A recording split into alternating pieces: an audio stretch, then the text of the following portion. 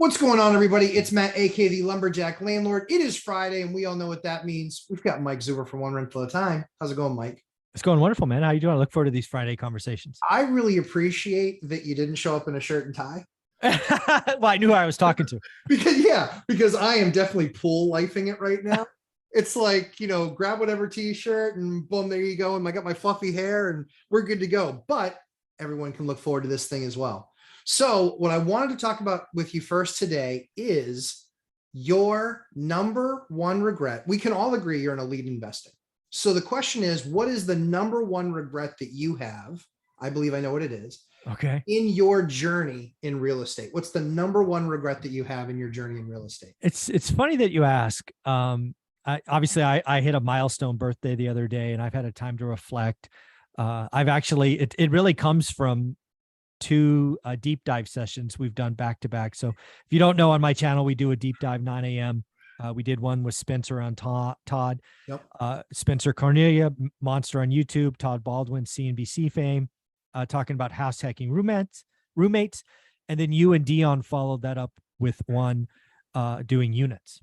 Yeah. So after that session, it happened to be my birthday the next day. And I found myself in the morning, because I only recorded one video, which is the first time in like 3 years I did that on that day. Right. Mm-hmm. So I was walking my dogs or whatever, thinking about it. And I can confidently say, on my real estate journey, the number one biggest regret I have is I didn't house hack at 20.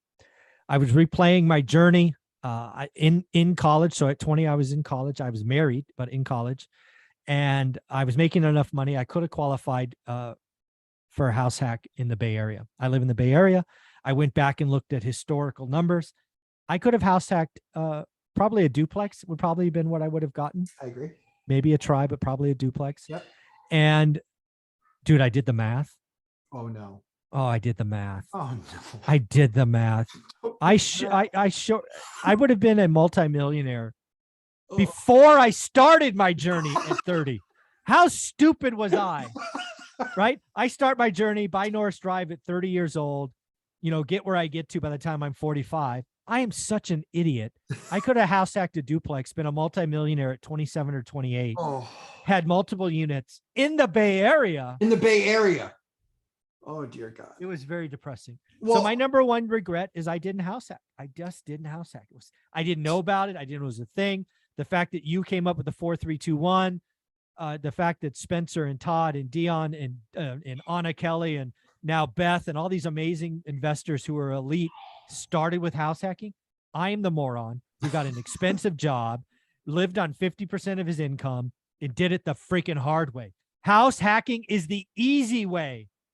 I'm such it is.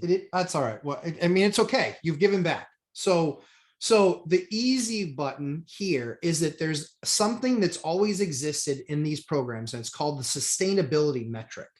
I don't know what that is. What is that? Okay. So the sustainability metric is essentially a calculation that FHA uses, because you can actually still buy a fourplex. You can still buy a fourplex owner occ with only 5% down. Really? Yes. Okay. Tell me more. The rule is that yes, it's an owner occ, but it has to pass something called a sustainability metric. The sustainability metric is there's another component to that appraisal that gets done. Mm-hmm. There's the value of the house, but then they also do appraisals on rents. Yeah, income. It's the third. There's comps. Yep. Construction or replacement, and income. There's 3 appraisal methods. Correct. Okay. So part of that's actually looked at is if you have a 4 unit, and let's just say they do their appraisal and it's $2,500 a unit is what they would rent for. Okay. Based on what they see. So let's say it's a nicer area, whatever. $2,500 per unit, you multiply that times 4, that's your unit rents. That's 10. And then you multiply it by 0.75. They're giving you 75% of that number. That credit. Okay. Because everything else is expenses, taxes, insurance. Okay. Correct. Got it. So if that number is equal to the payment, then you are, the payment or less than, then you are in there. Then you're in, you can get something at 5% down. Oh wait, I'm confused. So So first, $10,000. So, go ahead. why? So first off, why 10,000? I thought I was living in one of the units. Right, but that's their calculation because they do Okay. it based on market rent. I'm just Not making based, sure. yeah, yeah. I'm just, Yep. so You're so it exactly is right. all 4 units, not It 3. is. It's not. Mhm. Okay, so 4,000, 4 times 2,500 is 10 grand minus times 75, $7,500. So I didn't understand the next part. So they're giving me credit for $7,500 in income. Mhm.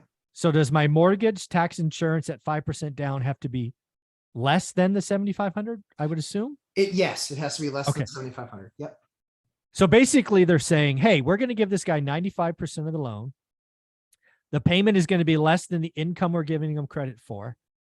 And we feel good about that. That's basically that's sustainability. That's exactly right. It's now. So they're identifying that as a very low risk loan is what they're saying. Yep. I.e., and here's the other cool thing though, too. You can also do a sliding scale on the deposit. So you mean the down payment, not the down payment, excuse me. Yes. The down payment can actually be sliding scale. So for example, if 5% didn't work, 8% might, just for example. Correct. Maybe 8 doesn't, maybe 10 doesn't, maybe 15 doesn't. Well, okay, then at 15, 20, now you're getting a little expensive. Yeah, right. Now I can go get a conventional and I don't need a freaking product. Got it. Exactly. Wow, that's damn it. Maybe my regret, because I originally said duplex. Maybe I could have gotten a quad. Could have. Oh my God, if I could have gotten So the good part about this is that I actually spent time with another one of your amazing experts, Matt, the mortgage guy. So we've done some collaborations together, but I said to him, I said, I don't remember this rule being in place when I did my deals. And he said it was always in place, but because of values, it was never touched. Yeah, because at the time values it just didn't matter. It was didn't matter. He's like, you basically never you got over with street shoes. You didn't even have to run it. Exactly. Yeah. So the cool thing is that anybody that's out there considering saying, hey, you know what? I'm not sure I'm going to house hack. I'm not really sure about what loans are out there. Here's the great news. You've already found us an amazing expert in Matt, the mortgage guy. He can do business in almost every state in the entire country. Yeah. So those programs are available to him. There's really just no excuse at this point. Yeah. Because that's crazy. It's make the math work, right? And again, I want people to hear me. I'm lucky enough to be sitting here at 50 with very few regrets.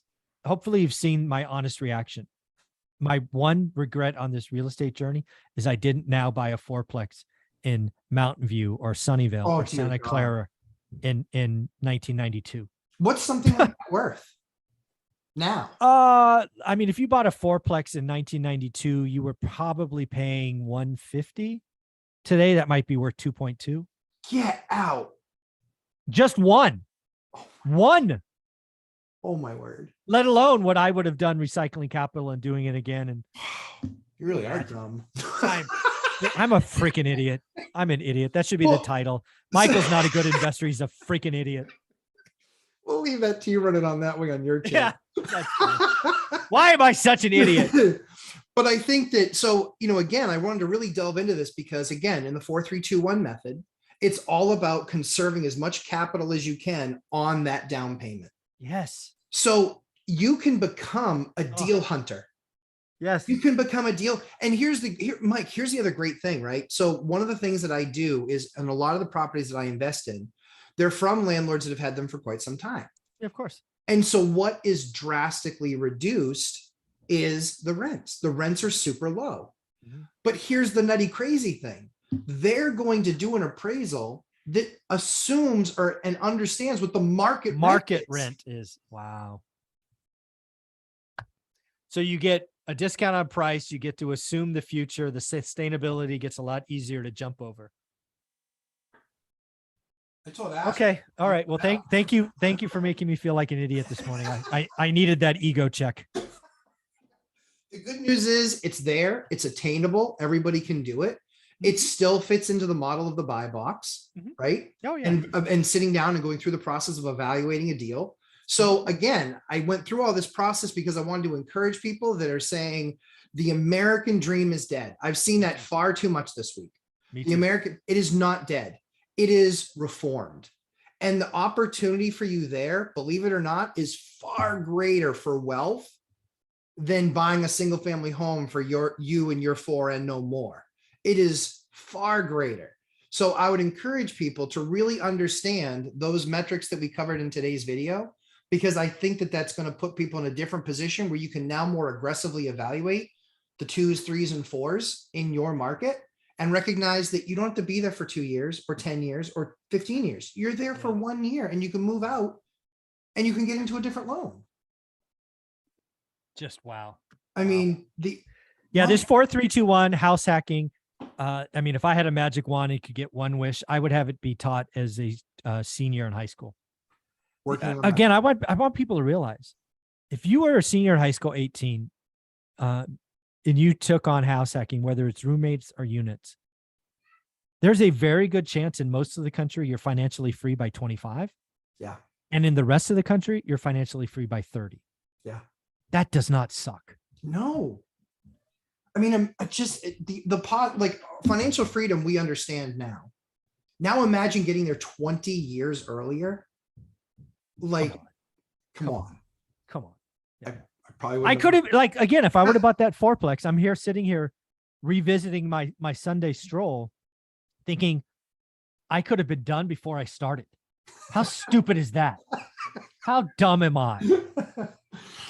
Don't be too hard on yourself. It's That's all okay. right. Well, we found other ways to make it up. We did. Yeah. We found other ways to make it up. So, Mike, where can everybody find you, my friend? One rental at a time. If you'd like to come for this great advice where I make mistakes all the time, we do a live session, 8 a.m. on Saturday. Look forward to it. Thanks. It is there. We don't miss it. And so, as I always say, we try and create great content for you. Hit that subscribe and the like button. And we will be back in segment 2, where we will actually show you how we put together a seller finance deal for the offer. Not a bunch of back end stuff, but actually presenting the offer. So we'll see you in segment 2. Thanks, Mike. Thank you.